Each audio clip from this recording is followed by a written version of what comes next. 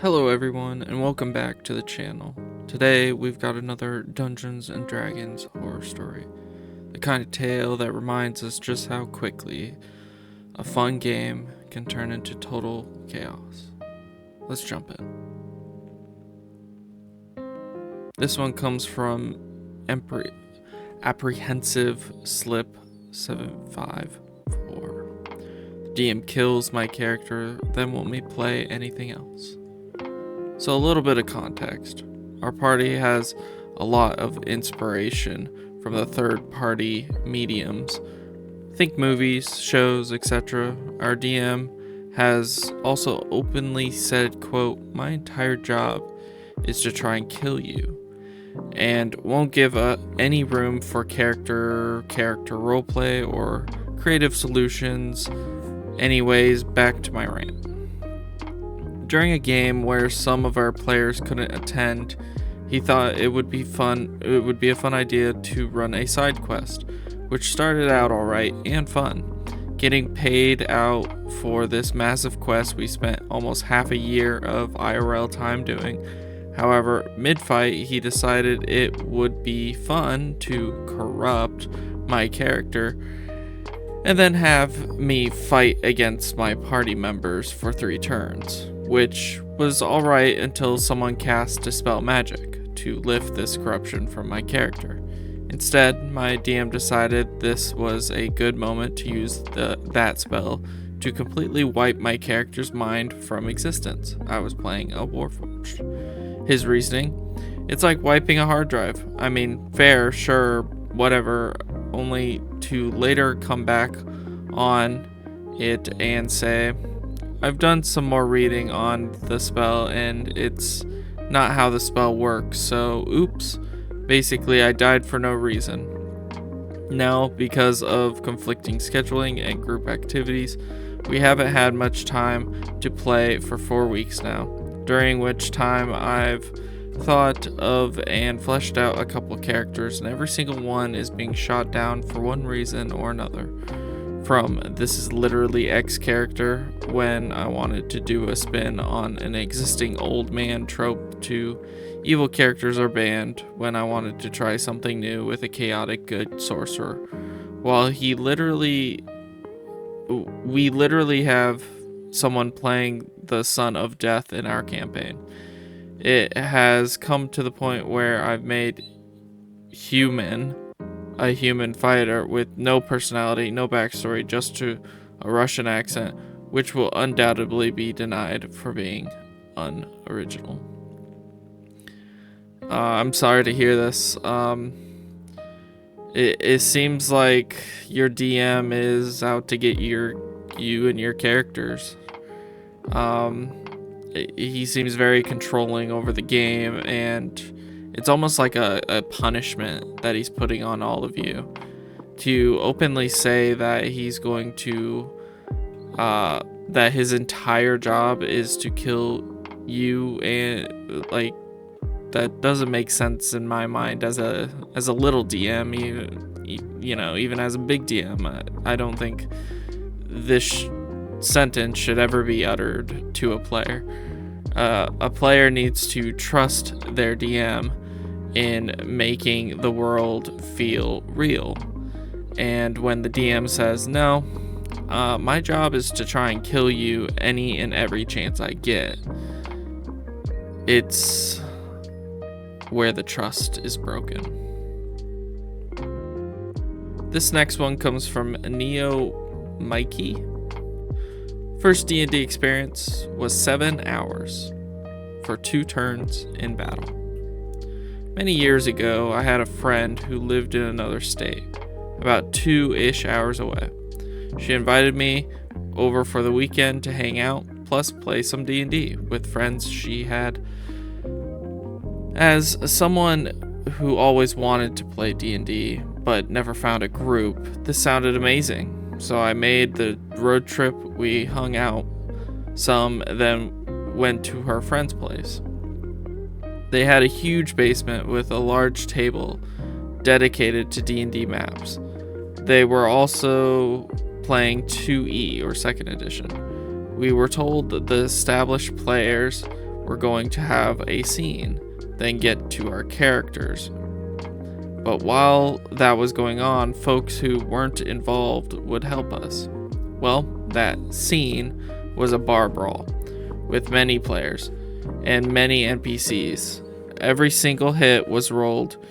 It was just a symphony of crunching numbers. Sounds about right for a bar brawl. Occasionally, a player would come over, begin helping me with character creation, then was swiftly whisked away so he could roll to punch a guy. This went on for over 4 hours. Wow. And it ended with possibly an OP DMPC. But at least the scene was done, and my friend and I could now play. The main group was sent to attack an orc raid, and my friend and I were going to be attacking as well. The enemy of my enemy and all that.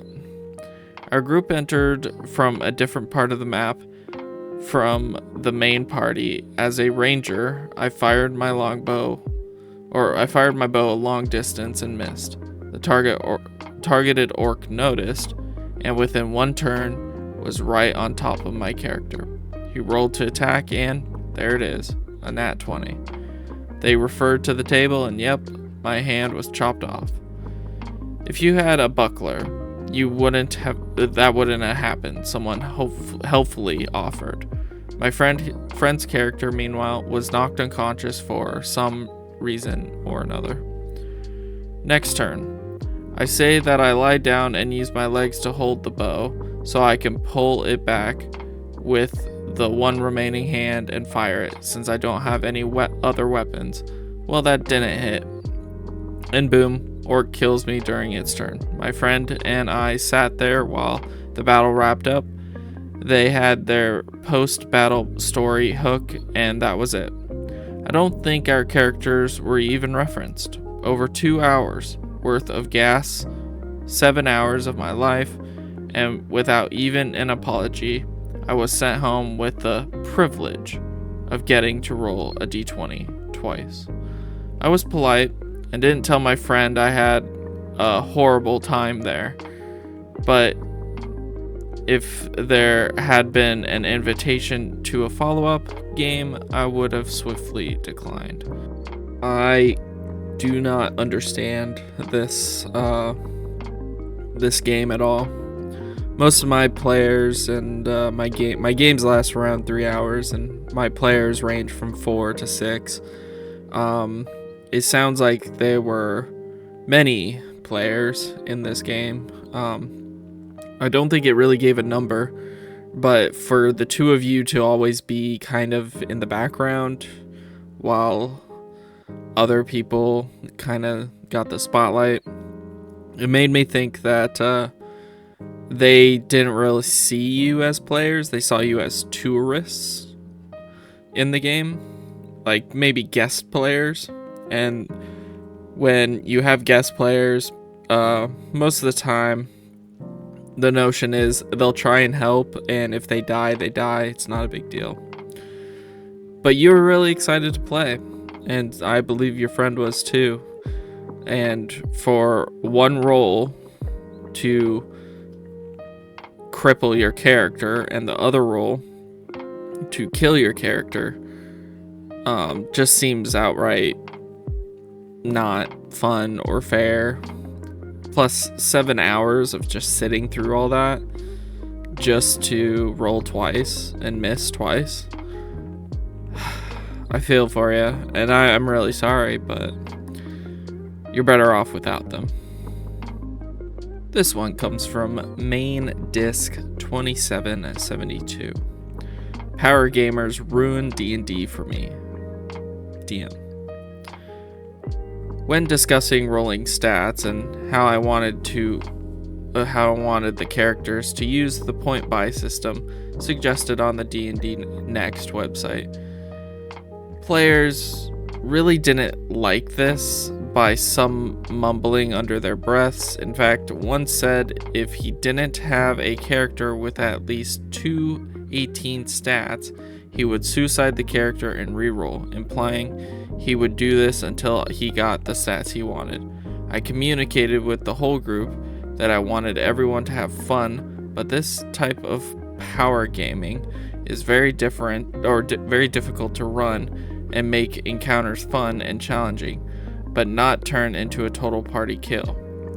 They still want nothing to do with it. This whole situation has turned DMing off for me. I've been DMing since I was 16, 50 now. DM'd more than actually played. I don't know. Guess I'll just play role-playing video games instead of tabletop D&D. Edit. I should add that the suicide character situation came about when discussing alternate stat rolls ideas. The group wanted to roll 46, reroll the 1 and 2, keep 3 highest dice. They didn't want to be heroes, they wanted to be demigods, in my opinion. Yeah, I get this a lot when creating characters. If you... I'm not, shameless plug, but I have 10 rules or 10 house rules that I use. And one of the rules is when you roll stats, you roll normally, but it's in order. So your strength, your dex, it's all rolled in order. It's 46, you take, the 3 highest and go with it. And if that doesn't work for your character, then you do the point buy system. This is your game. You're the DM, and you literally told them that it's going to be difficult for you to balance encounters and stuff, and they didn't want to listen. And in fact, they said, well, I'm just going to throw myself in combat to whatever danger there is so that I can just re-roll the character and hopefully roll the character I want. This is a player that doesn't respect you as a DM or your world or the verisimilitude with it, because it wouldn't make sense for any character that was born in said world to just multiple characters to just constantly run into suicide attempts. But thanks for DMing for so long.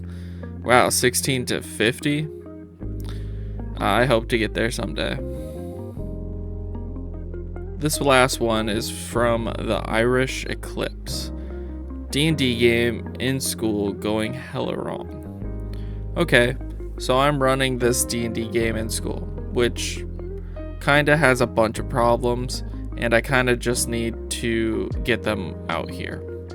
Number 1, we only get around 30 minutes to play, and a lot of that time is spent with me telling everyone to be quiet. You'll see why in 2, which realistically gives us only 15 minutes of game time.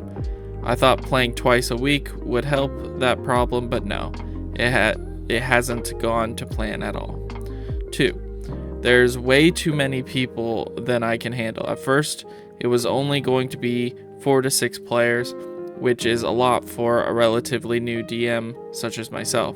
Only 3 years on and off experience. But then people started inviting their friends, and right now we have like 9 people. I think session 1 we had 12, but a portion left seeing how chaotic it was. Number 3, due to the sheer amount of players, I have to babysit. I low-key kinda have to railroad slightly, which I really don't want to do, but not every player wants to follow along with my story moving moments, which doesn't help when we, again, only have such a short amount of time. Like just today we played a session, I had an incentive of when they should go, and it was literally the only path they knew after they did everything they could in the area they were at, but no, they decided to argue within the party until I stepped in and had to just move them along. I'm low-key kinda annoyed about it too, because I've only had to write 2 sessions, which should take around the allotted time. The first one worked out in time too, just missing out on combat, but them from there, they took longer and longer. Okay, so they take longer and longer in combat. But we've played 4 sessions and we got nothing done the past 2 because of infighting and such. Number 4. We have a bit of a problem player. I stated the rules that you cannot play a generally evil character. Now he decided to make a cannibal who's chaotic neutral. However, every dead body and NPC he has met so far, he has tried to eat. I've told him as a compromise he can eat bad guys, but he still tries on the good. Okay. I don't know what to do. Any help would be most appreciated. I feel like I should drop it or for the less serious people from it, but I don't really want to ruin friendships because this is within my school. I don't know if I'm the a-hole here, and if I am being too picky, do tell me. I'm still generally new, but still trying. Thank you for, I'm still generally new, but still. Thank you for reading this all if you did. And I did. First off, 30 minutes is not enough time. Even with like your minimum 4 to 6 players, 30 minutes is not enough time.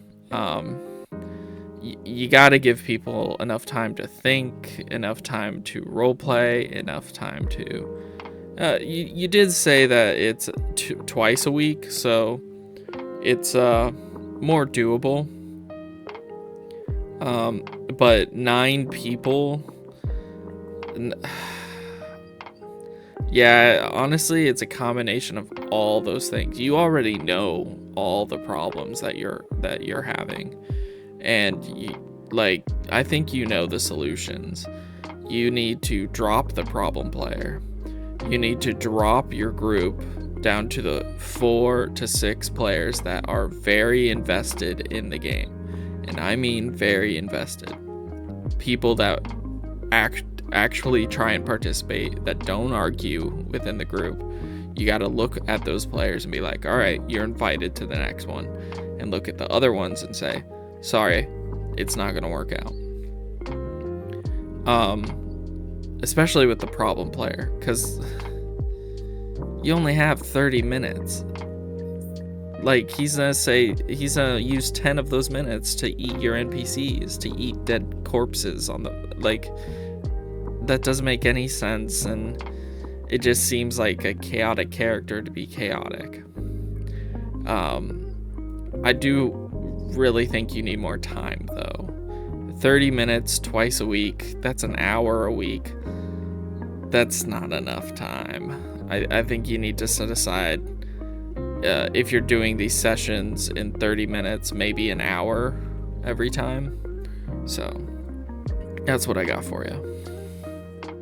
Alright, that'll be it for today's horror stories. I want to thank you all for joining me today. If I ramble a little longer than usual on some of these, I do apologize. If I don't have any real good advice other than the generic advice, I also apologize, but generic advice is usually good advice. And I try and weigh in as much as I can. I don't like being a fence sitter, so I would tell you what I would do is how I'm going forward with these. Anyway, I want to thank you all for watching. Like, comment, subscribe, do all the YouTube things that make the little DM that much bigger. And as always, I'll see you in the next one.